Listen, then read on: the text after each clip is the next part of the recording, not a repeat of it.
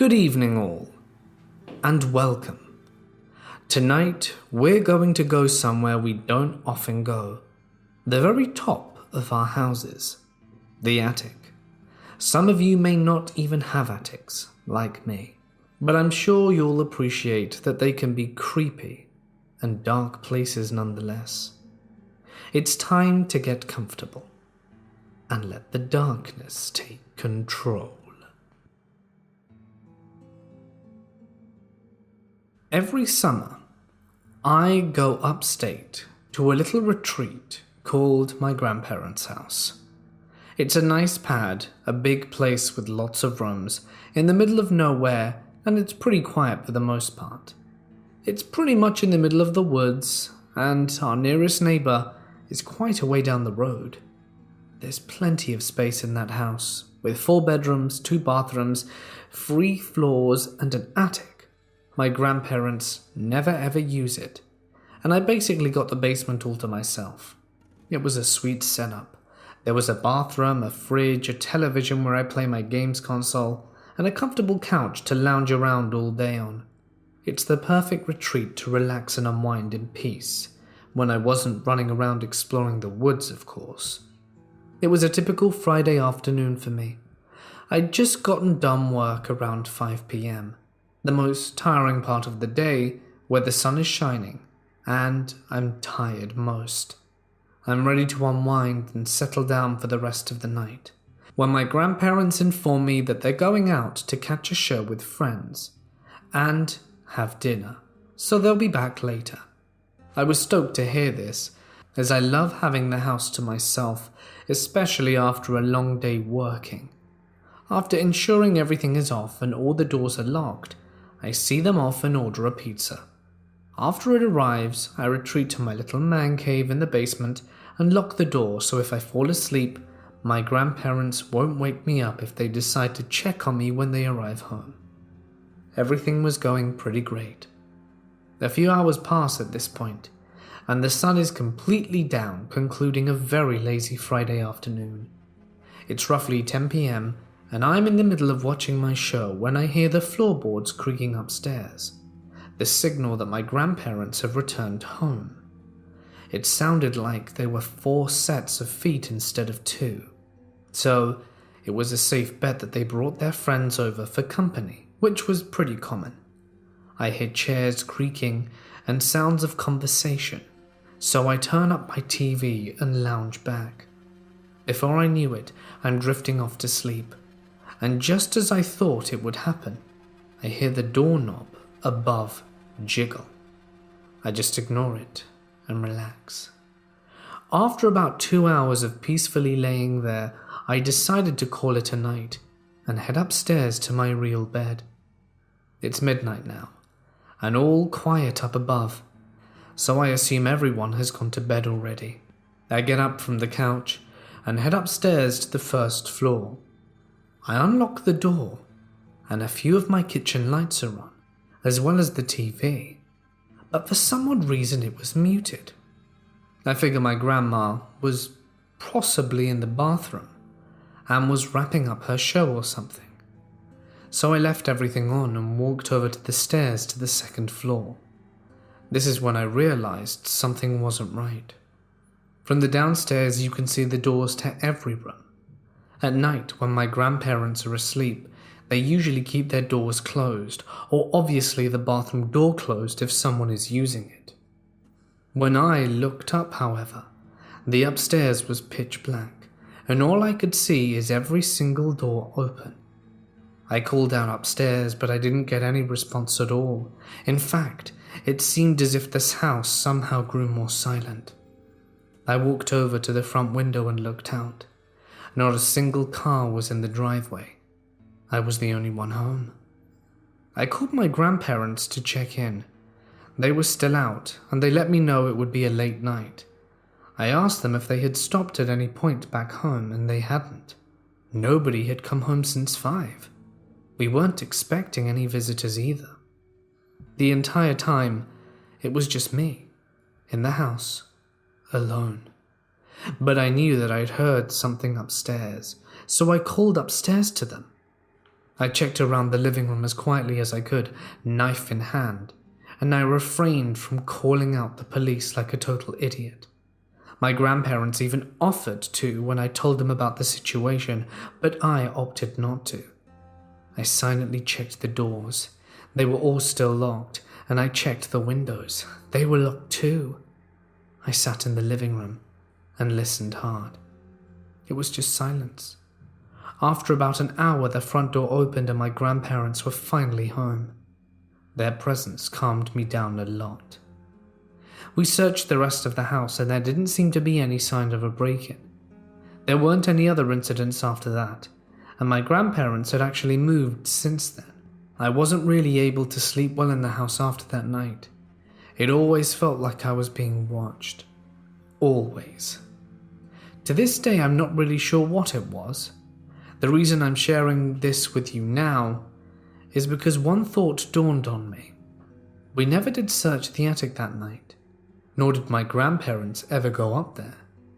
There was so much space in the house, there was never any reason for us to. But maybe, just maybe, somebody else did. A comforting thought to have was when the entrance to the attic was in fact in my bedroom.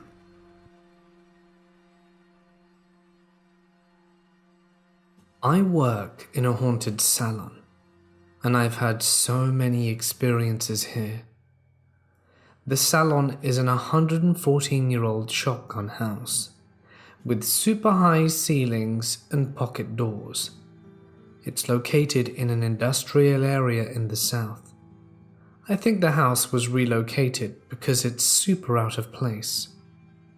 They bought the house back in the 90s for $20,000 with the intention of bulldozing it and expanding their family company next door.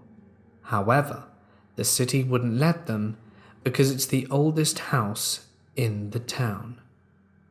It's been vacant the whole time they owned it, except for a brief period when her cousin lived in it. It didn't have any power or plumbing, so the cousin ran a hose and extension cord from next door. They had to gut the entire place during renovation.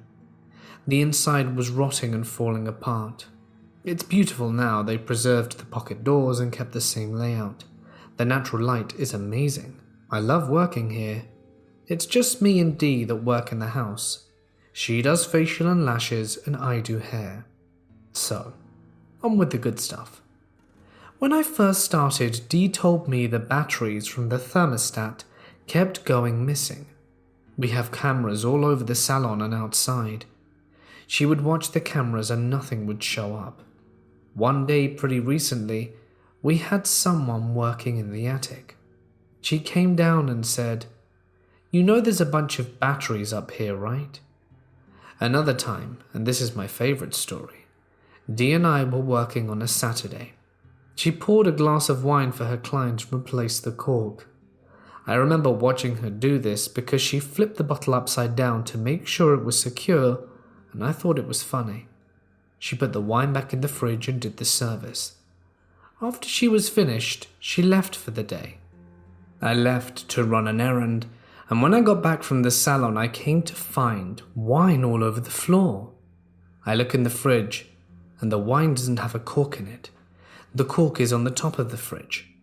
I texted her something along the lines of, "You forgot to put the cork back in, you dumb hoe." And she responded, "You watched me cork the wine and laughed at me." I told her to watch the cameras, so she did. The cameras showed me walking out the door, and then they go offline.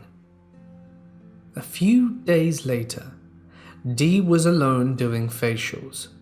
She shuts the door when she does facials and massages, and mid-facial she heard someone walking up and down the hallway. She thought it was me because I wear boots to work, and it sounded like someone in boots. Then it sounded like someone slammed against her door, so she walked out and there was no one there. She watched the cameras, and there's nothing, no one in the hall. I hear knocking, walking, and even faint talking sometimes. I don't feel super scared. I get a little freaked out when I'm in here at night by myself, but for the most part I don't feel threatened.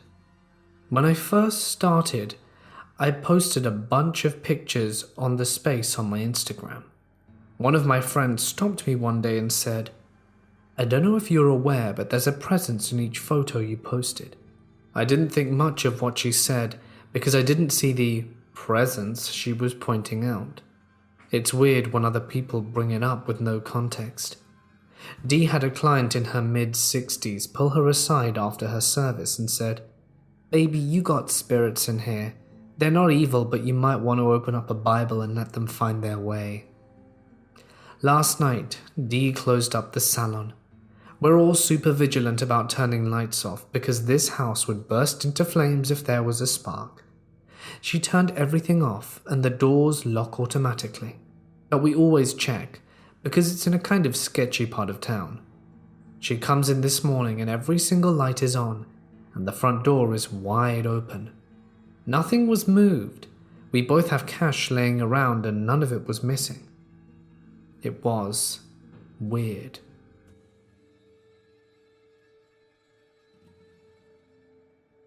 Everything begins when I was in my early years of high school.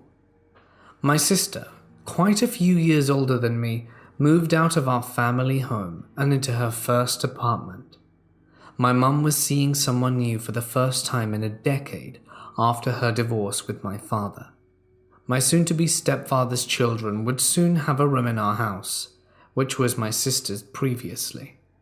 It was the summer, and I, a young teenager, often spent my late nights on the couch downstairs, video chatting with friends on my laptop. On one particular night, it was about 2 a.m., and my friends and I had just disconnected out our video call when I heard a peculiar noise at my feet. The sound most closely resembled nails scratching at the pillows near my feet. I was immediately filled with dread, and my legs began to grow colder. My laptop was on my chest, cutting off all view of my lower body. In fear of what, or who I might see if I looked over or around my screen, I called my mother from upstairs. I was facing the stairs, and when she came halfway down the stairs out of bed, I asked her, "What's sitting by my feet?" She angrily replied, obviously, since I had woken her, "Nothing. What's the problem?" I felt better, but not enough to stay downstairs. I went upstairs and climbed into bed for the night. I always sleep with the TV on and my door open, and fell asleep just fine, but was awoken abruptly in the middle of the night. It's Always Sunny in Philadelphia was playing. It took me a moment to realize what was happening, but I soon grasped what the gang was doing.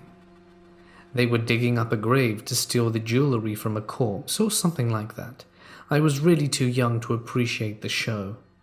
And soon after, the characters opened the uncovered coffin, and the camera showed the rotting corpse wearing a white dress. The camera zoomed in on the rotting skull, and my bedroom door slammed shut. And the same scratching sound from earlier grew louder on the pillow right next to my head. I pulled the blankets over my head and forced myself to fall asleep to escape the hell I had found myself in. Some time passed with no further activity. I found myself in the hospital. My sister was giving birth to her first son. I started to tell the story to my aunt, who had lived in the house as a child. She explained that these sorts of things were in no way strange. I was perplexed.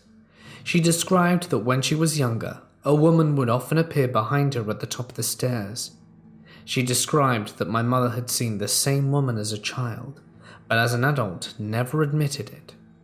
Actually, whenever I brought it up, my mother only slightly smiled. I believe it was part of her coping process in order to continue living in the house for years to come. Soon after my sister got out of the hospital, I brought up the events to her. She was very calm and described that when she lived in the house, a woman in a white dress would come down from the attic, walk into her room, and stand there silently staring at her.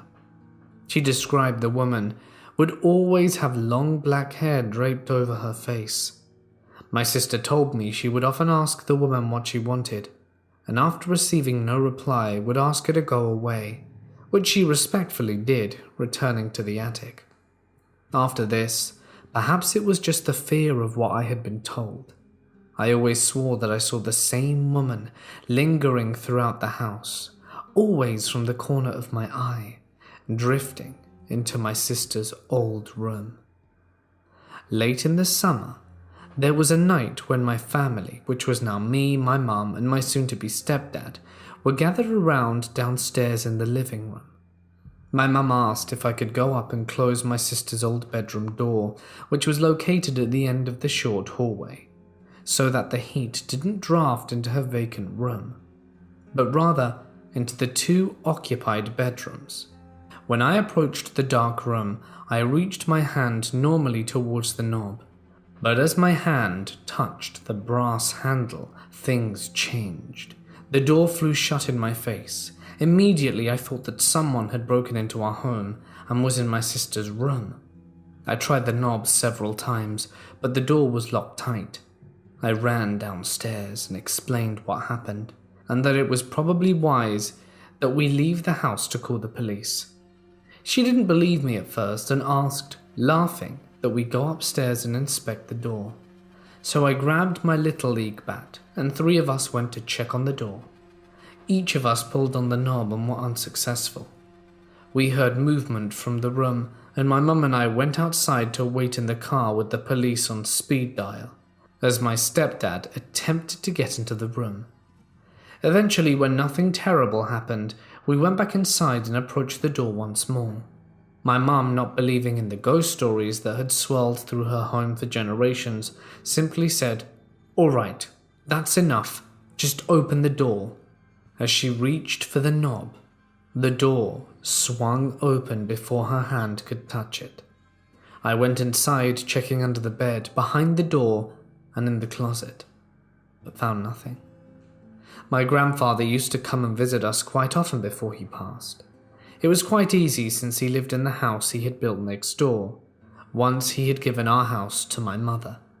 He described to me a story that, although I couldn't tell if it was just messing with me or not, he pointed to the large oak tree in the center of our backyard and said that a long time ago a man and a woman lived in the house. The husband had gone insane and killed his wife in the house before going to an oak tree that stood right beside the one in our yard and hung himself. He continued to say that they cut down the oak tree where the deed had been committed, and they left the untainted one standing. What happened next, however, was too real. He took me for a walk behind his house into the woods. A few hundred yards in was a seemingly ancient cemetery. He described that in the cemetery was where the woman was buried, while the man was cremated. In all honesty, I really didn't think about this story too much. A lot of time passed with no significant events taking place. I had only told my best friend Dan of these experiences, and one night I planned to stay over to his house. We were much older at this point, juniors in high school I believe, considering that we were driving, still having an innate fear of the home I lived in, especially being there alone. I asked him to come with me to grab some clothes for the night. He came inside and followed me to the basement where my freshly dried shirts were and started yelling, "Come out, spirits! Come on, come out!" I explained to him, "Dan, the basement looks creepy, but everything bad in the house is upstairs. Please just stop. You get to leave here and not come back. I have to sleep here." He seemed to understand and didn't say anything more as we climbed the stairs, where all of my books and notebooks for the school year were presently stacked. However, when we went into my bedroom, he tried once more to get a glimpse in what I had been describing. As I knelt down to my lowest drawer to get a pair of socks, he began to taunt. As he stopped yelling, we heard a large crash down the stairs. "I told you," I said. When we peered down, we saw that all of the books had been thrown across the room. We didn't say anything to each other. We didn't try to clean up the mess. We just left. Years later, as I write this, the house has been seized by the bank in an equally complicated series of events. I live about 20 minutes from the old house as it sits, rotting. Sometimes I drive there and just sit in the driveway, staring into the upstairs window of my sister's old bedroom, wondering if there's a woman with dark hair staring back. Never once in my life did I go into the attic. The closest I ever came was when one day my sister and her now 2 boys were visiting. Her younger son and I were upstairs playing with trucks when suddenly he ran into the bathroom. The bathroom was where the steps to the attic were, which my mum had blocked off with several layers of plastic for whatever reason. I was terrified. He had run forwards, what I considered to be into the lion's den. I approached the doorway that went to the stairs, which went to the attic. I peeked in and could barely make out the child in the darkness. He was at the top of the stairs looking at the plastic, taking in his newly forming broken English to someone, something that had called him to the stairway that he didn't know existed. In a rush of courage, I sprinted up the stairs, scooped him up, and shut the door behind me for the last time before we moved out.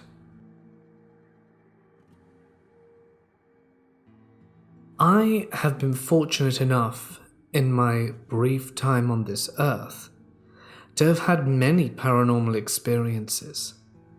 I recently noticed activity has spiked at my house as well as my girlfriend's, but the activity at my girlfriend's is much creepier, unfortunately for her.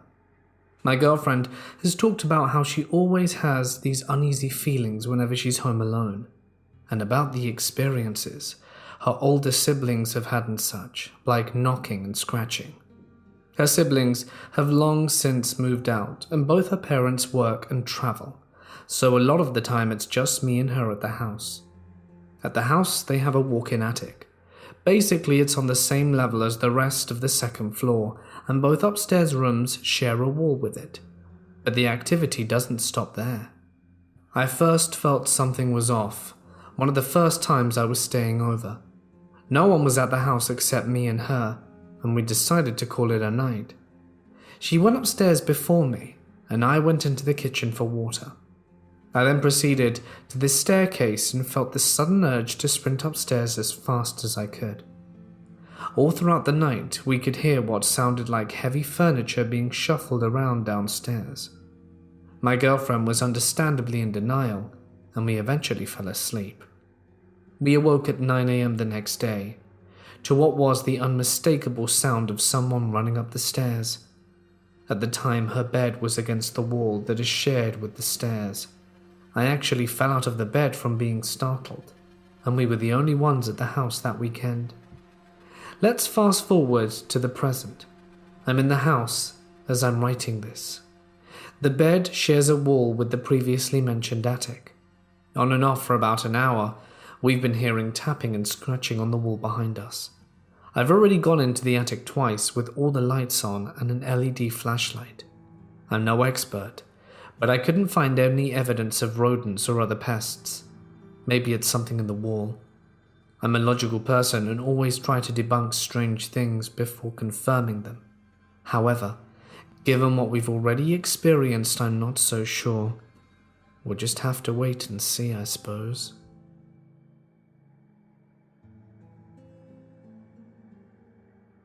When I was about 5 to 7 years old, I lived in a house with my brother and my dad, where we always saw spooky things happening, and we thought it was haunted. One of the things my brother and I remembers from this house was a scary shadow.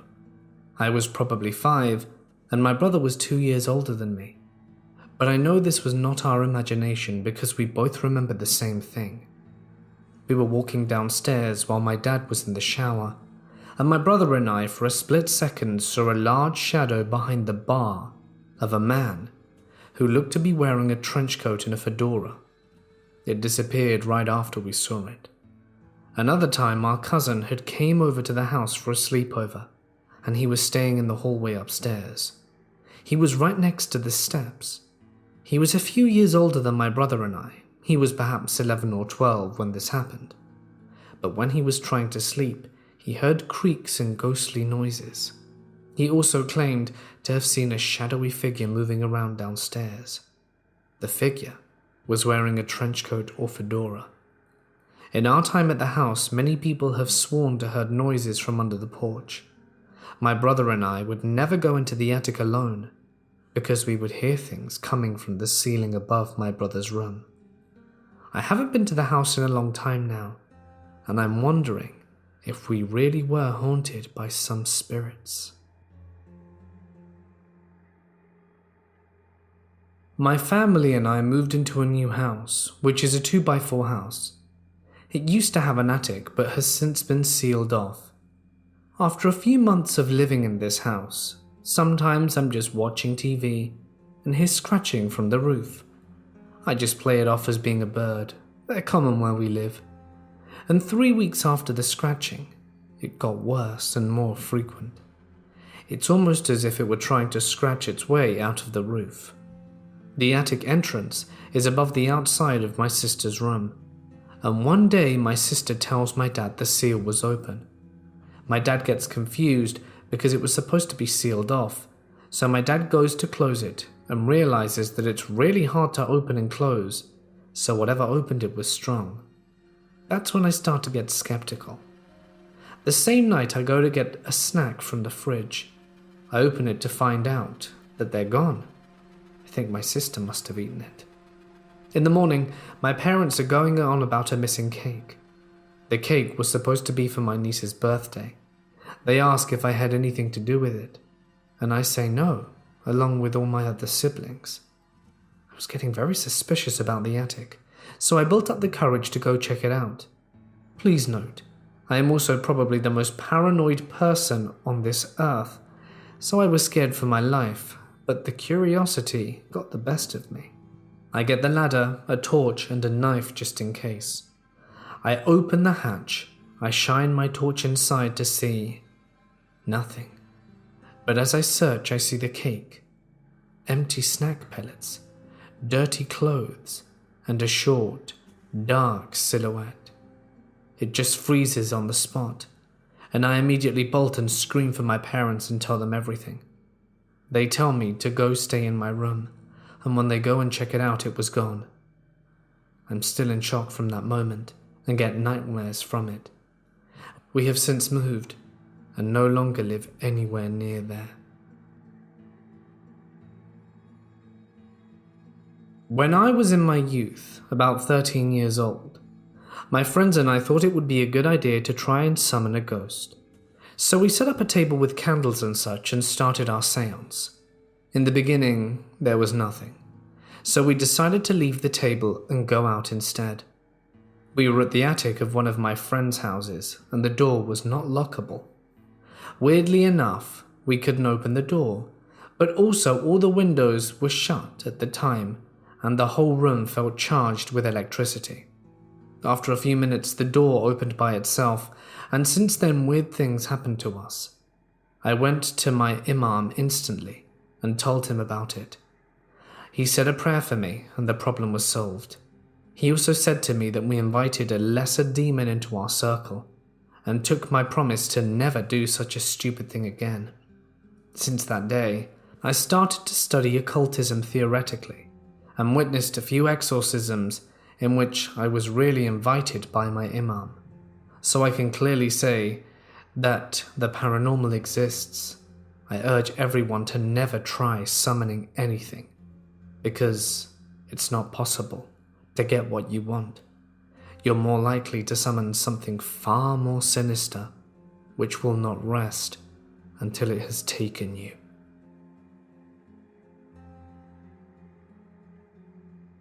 My family moved into a new house roughly a year and a half ago, which they had to renovate. I moved in with them over the summer. The house itself isn't too bad. They're your typical creepy noises here and there, but nothing like the apartment I grew up in. That was haunted for sure. However, something off about the house is the attic. My brother and his girlfriend live up there, and they themselves have said it feels off. My brother's girlfriend has woken up with scratches on her body, and my brother himself prefers not to be up there too much because of this uneasy feeling. My dad and I were up there the other day to fix my brother's toilet, and we both kept feeling off and uneasy, as if someone were watching us, and I kept catching stuff out of the corner of my eye. This is the only part of the house where we feel this way. I stay in the basement, and I don't even feel that way down there. My family wants me to bless the attic. I'm not a religious person, however I do consider myself spiritual, and I'm also an ordained minister. Does anyone have any tips on how to go about this? Any prayers or objects I should have in my hand when I'm blessing the place? Any assistance would be greatly appreciated. Let me start by saying I didn't believe in ghosts before this. All of this took place in 2014, in a small town in New Jersey. New Year's Eve going into 2014, and I was at my old friend Jay's house. He would always tell me about his house being haunted, and told me that the majority of the activity was confined to the attic. We decided to go up there and do a voice recording. I couldn't believe my ears when we put it on the speaker. We actually caught a voice, but much to my disappointment, my dumbass deleted it by accident. The rest of the recordings I do have though. So we told our other friend John about this, and he wanted to experience it for himself. Let me give you the layout of the attic. When you walk up the stairs, there's a little alcove to the left and a little alcove to the right. And when you get to the top of the stairs, there's a window on the back side of the attic. And when you turn around, there's a small room where the maid stayed back in the 1800s. Other than that, it was just a regular attic. Things scattered all over the place, holiday decorations, Jay and his siblings' old toys, and the like. So John, Jay, and myself went into the attic and put our phone voice memos on record. I put mine on in the main part of the attic, and John put his in the maid's room. We started asking the basic questions. What's your name? Did you live here? What year is it? After about 15 minutes, we decided to call it quits. I shut off my recorder, and John went to get his, and I heard chimes, and asked Jay if he had a clock in his attic, and he said no. I immediately wrote it off as my imagination. When John went to grab his recorder, he started goofing around. He walked into the maid's room and in a sarcastic voice said, "Hello," and then asked, "Is anyone here?" and grabbed his recorder and shut it off. When we put it on the speaker though, after John said hello, we heard a loud and clear shh, and then when he asked if anyone were there, we all heard a deep grumbling voice say, "Yes." Needless to say, we were all scared, but at the same time we were all terrified. However, we wanted more. It was like a drug. There wasn't much to do around in the area, and it was an adrenaline rush hearing that voice. The following week, I was with this girl I had a major crush on called Celia. She didn't believe in the supernatural at all. We showed her the recordings, and she insisted it was bull. She then started demanding to go into the attic. Jay didn't want to have any part of it, so he came up with us for a few minutes before we even turned on the recorders and said he wanted to go back downstairs and that he didn't feel safe up there. Celia also insisted on the lights being off when we did this. She said it would be more creepy. She didn't believe in it anyway, so we all thought it was a dumb request, but I had a crush on her, so her wish was my command. The lights went off, and she stood up next to me near the back window of the attic, and John stood in the maid's room. We started asking questions, and she had a sarcastic tone in her voice, much like John did at first as well. She then whispered to me, "Does Jay have a clock up here?" I was taken aback for a second. I told her I heard the same thing last week. Almost immediately after I answered, we heard John from the maid's room say, "Did you hear that?" As I was about to answer, thinking he was talking about the chimes, we all heard a child whimper. Celia freaked out and started screaming to get her the hell out of there, and that she wanted to leave. John stopped his recorder, and I escorted Celia into Jay's room and came back into the attic to grab my own. As she sat and collected herself, John and I agreed with her permission to listen to the recordings at that moment, but there was no child's voice on the recording. She started getting agitated because she knew she heard the voice. She wanted to go back up, and we all agreed. John also told me we didn't say goodbye to the spirits either before we left, and that wasn't good. So we went back upstairs, did another recording and said goodbye. That time we didn't catch anything, and the next morning I woke up to 5 missed calls from Jay. I called him back immediately, and he answered, which wasn't like him. It was early in the morning, and Jay never woke up until 11. He told me I needed to go to his house as quickly as possible. You need to understand, Jay basically lived alone in the house. His brother usually had to fly out to California for work, and his father, who was retired, did a lot of fishing in Maryland. So at this point, Jay had been in the house by himself for about 5 days. Jay was always terrified of going into his attic for as long as I can remember. He told me that the spirit pushed him down the stairs when he was 10, and that the only way he went into the attic was with at least one other person. He was also a terrible liar. So when he told me this, I thought he was playing a trick on me, but I soon realized that it wasn't. He told me that around 3 a.m. after we left, he kept hearing noises in his attic, like things were moving around. He wanted to go check it out, but didn't want to go alone. He asked me to go first. As I walked up the stairs, I started laughing, because everything in the attic was in perfect order. Now, there was a rocking chair and a wooden chair facing out the right alcove window, and another chair facing the backside window. The right side alcove was completely closed off, and there was a desk and some wood blocking it.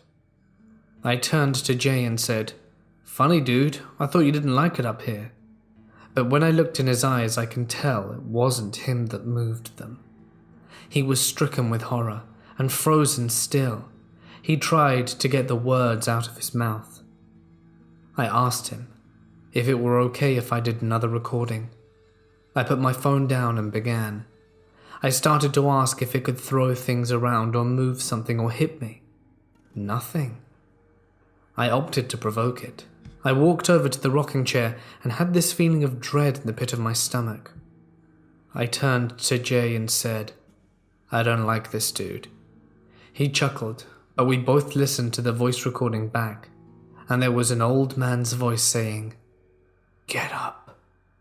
We didn't hear it at the same time, so we kept provoking and moving things in that little spot, and that's when on the recorder we heard a little girl say, "Why are they doing that?"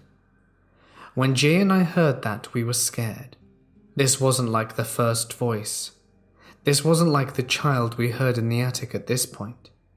We realized something. We didn't know what, but we both had that same feeling. We both needed answers. I called John and told him to go to Jay's at around 8. I had class and was in barber college at the time, and I would meet him there. Then I headed to Jay's after class and met John and Jay there. We went up to the attic and started recording. We asked the regular questions again. We went back to listen and we heard the chimes that Celia and I had heard. I was pretty astounded to hear that, but we didn't catch any voices, so relaxed that next day, and I sent the recording to my friend Frank. He showed it to my friend Pat, who then called me, telling me to never go into the attic again. He told me that those chimes were the notes of the devil's triad. I tried to look it up but couldn't find anything, but I trusted Pat. He told me those chimes were to show that you worshipped the devil. This piqued my interest, and after I got a call from Pat, I told Jay that I had something to tell him, and asked to go over to his house, and he told me he had something to show me. I got to his place, and he was on the porch smoking a cig. I pulled out one and had it with him, and noticed he was holding a book. He told me he found it, and handed it to me. It was a Bible.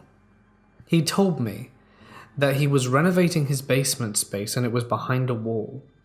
Inside it read, "Presented to Roseanne Edwards by her cabinet, April 9th, 1862. He told me to turn to one of the pages. I forgot which page, but on that page was a dark handprint. He said it looked like dried blood. There's no way to verify that. I still don't know to this day. I told him what Pat told me, and he was taken aback. I told him we should go to the country clerk and find out more about the house. Before I left, I asked Jay to put the Bible in the attic to see if we could stir up any activity. I called Celia and went straight to the country clerk together. She asked to come to Jay's later that night, as she hadn't been back because she was afraid. We went through the documents at the clerk's, and we found something interesting. We saw previous owners up until 1910s, but after that we saw that it was owned by a company starting in the 1850s. The house was where they allowed workers to live, but there were no documents about who lived in the house. So all in all, nothing significant. We went back to Jay's that night and met John there. Jay said the house felt heavy all day. We all knew what that meant. The energy shifted the moment we walked into the house. We all felt scared, and none of us wanted to even approach the attic. Although we heard movement up there from downstairs, we didn't want to go up. I do regret that. I'm sure we would have captured something good, but we were all afraid.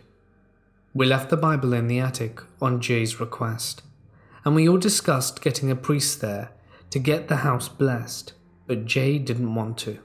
I told my younger brother about it, and he didn't believe me. I went to Jay's house, where we all heard the noise, and then he refused to go into the attic after hearing it. Just as we were leaving, we stepped outside, and my brother and I heard a baby crying. It was at least midnight in the middle of winter, and my brother and I looked at each other confused.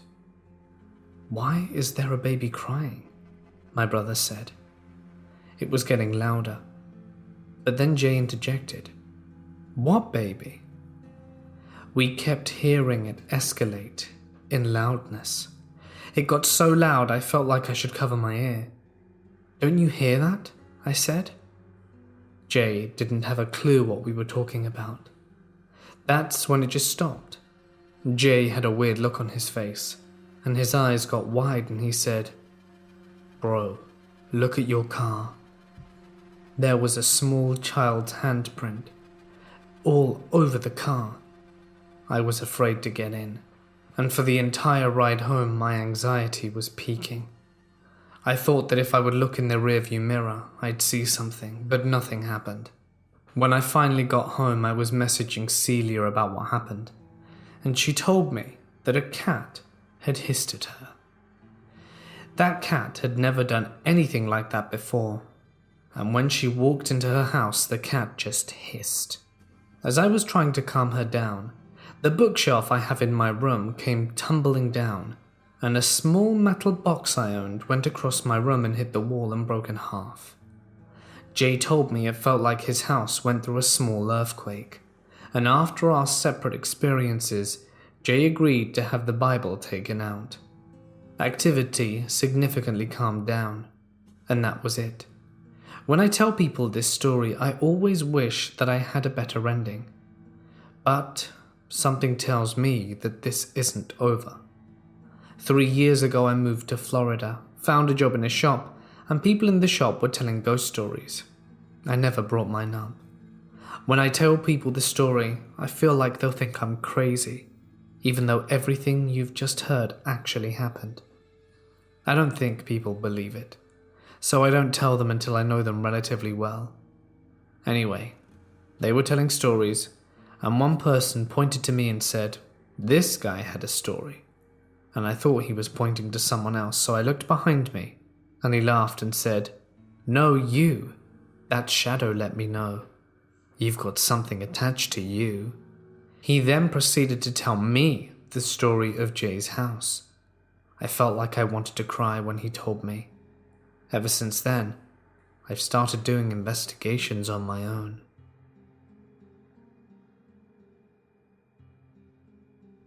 Around 2 years ago, my mum told me to go to the attic to put away some decorations from Halloween. I made a few rounds when I noticed the cat at the corner of my eye. It had no body or head, just white ears, legs and a tail. When I told my mum about it, she went into the attic to try and find the cat, but found nothing. The other time I believe I encountered it was when I was walking to my parents' room. I started hearing a cat screaming at the door of the attic. It sounded like a young kitten, but none of the cats screamed like what I heard. I opened the door, and the screaming stopped. When I told my mum about the screaming, she went up to find my oldest cat under the guest's bed and nowhere near the door. I'm not sure if it's the spirit of my neighbor's cat that died a few years ago, because of how the patterning was, as it looked familiar, or if it's something else entirely.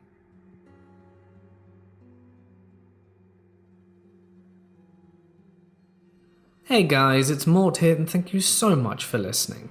I hope you enjoyed tonight's ventures into the attic. I used to have an attic. Don't anymore, not where I live. It was certainly quite creepy, humid, and yeah, just not the funnest place. So many cobwebs, spider webs and the like. Anyway, if you liked today's video, please be sure to let me know. I'd like to give a huge thank you as always to my wonderful and incredible patrons for your dedicated support. It really does mean a lot. So thanks guys. If you'd like your name on screen in the end credits of every video, as well as a plethora of additional awesome prizes, feel free to check out the link to Patreon. All help and support is of course incredibly appreciated. So yes, have more stories for you tomorrow. More likely than not, it will be polled, but we'll have to wait and see. But for now, guys, I'm gonna sign off. Stay awesome, and I'll see you in the next one.